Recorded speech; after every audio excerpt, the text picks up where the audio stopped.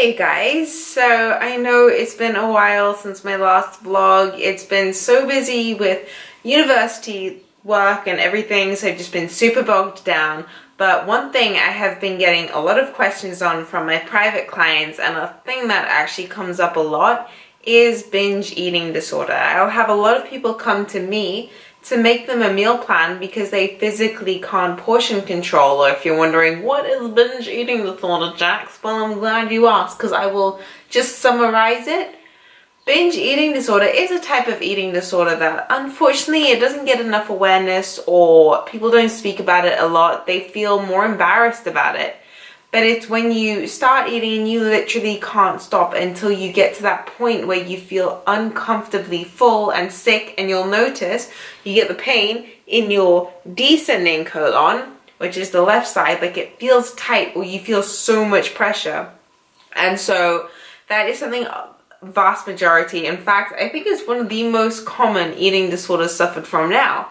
So I teach people how to overcome that. But first, before you can even create a plan or a strategy to work through it, you've got to find your trigger foods. You've got to find out what makes it attack you, because before you can fix it, you need to think, okay, knowledge is power in this case. So what I have created for you guys, which I'm very excited about because I like getting crafty, is right here. You'll see it. I'll insert it now. And it is a food diary. So all you're gonna do, because you first have to figure out what is triggering this freaking annoying thing in your life, this thing that has you needing to eat in private, the thing that makes you eat everything in the fridge and have to grocery shop once a day, which you will end up having to do anyways if you eat like me. But food diary is so you keep track of what you've eaten for breakfast, lunch, dinner, snack, it doesn't matter. But the way you control it is you write down what you ate, just in a little space, and then you use one of the emojis that I will put up on the screen now. And all that is going to do is that is going to help you identify at the end of the day when you reflect. So reflect on overall comments. Okay, this makes me feel like shit. This made me feel happy. I didn't know it, but this specific food makes me tired. Remember, if you're intolerant to something, it will make you feel very fatigued. When you're fatigued, it's actually a response from the body that, shit, I need to raise my blood sugar. So what does it do to raise your blood sugar? You crave sweets and sweet foods.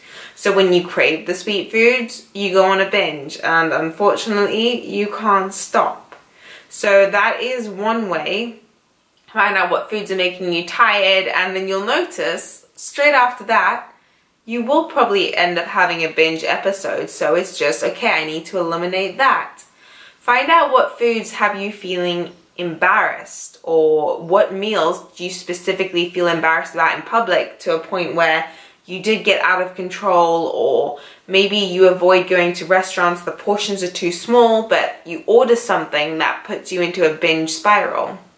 So that's something very important to assess too.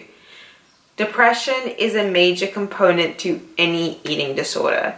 It means something about your life is giving you anxiety, it's making you down, you feel out of control.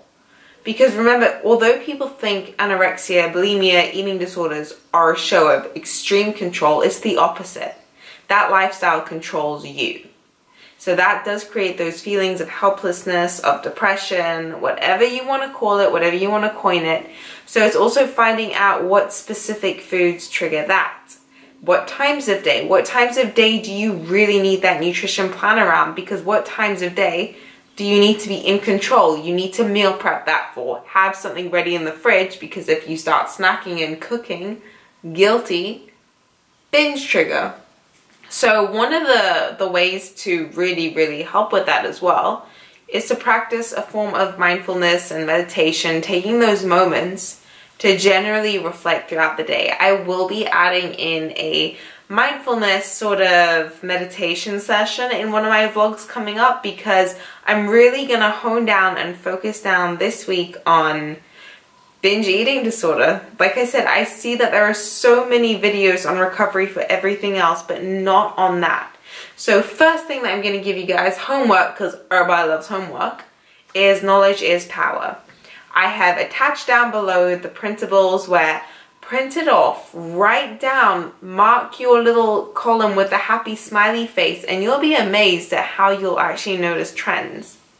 Something I advise people to do when they're finding out first where they're at, to reduce the anxiety, to induce the harmfulness of binge eating, is doing what I do. I know I struggle with portion control. So I do my grocery shop every day or every 2 days. Or you hide something, as in don't have it accessible to you and don't have the things if you know. Remember, knowledge is power. It's not about all of a sudden developing the control saying, don't eat that much, just eat a handful instead. Because you're like, no, it's beyond my physical control at the moment. So use that as a strength, that type of knowledge. Only do limited small grocery shops if you know you will eat everything you buy when something gets triggered.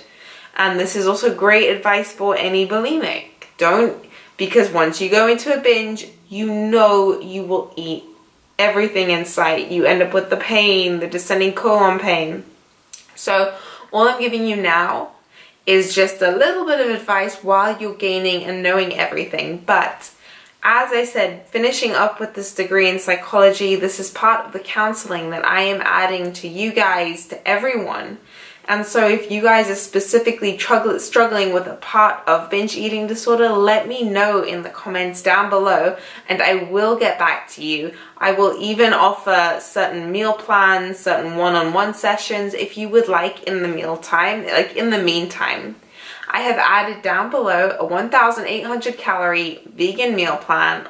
I am vegan, and I also, so I do advocate veganism, but for the people of you that aren't, that is still struggling, I've also included in a paleo meal plan. Now this isn't a restrictive diet because that sets you up to fail. If you are in a calorie deficit while trying to overcome binge eating disorder, you are just going to have those blood sugar spikes and go down and everything. Your body is just going to be craving those extra calories, which will send you into a binge. So I've included now a range from, with the vegan program, it is just 1,500 calories to 1,800. Every day you range, I calorie cycle for you. So try that out, see if you feel on it. If you're a non-vegan and you want to just give it a shot, you have nothing to lose but everything to gain. If you're just like, look, I'm cooking for a family too, this, that, then do the paleo. It's all completely up to you. Your recovery isn't my recovery, isn't your friend's recovery. You've got to find a lifestyle that you are happy with falling asleep with at the end of the night. So I'm really excited to be on this journey with you guys, helping you out, because my being fully recovered, it changed my life, and my whole wish is to change your lives and to give you back that life that you just want to live. By the way, pretty awkward, huh? And then that's an olive tree. It was recently my birthday and my mom was like, I know, Jax, I'm gonna send her an orchid and an olive tree because that's who she is.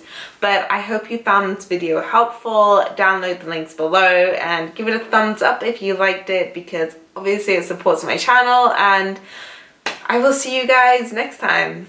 Bye.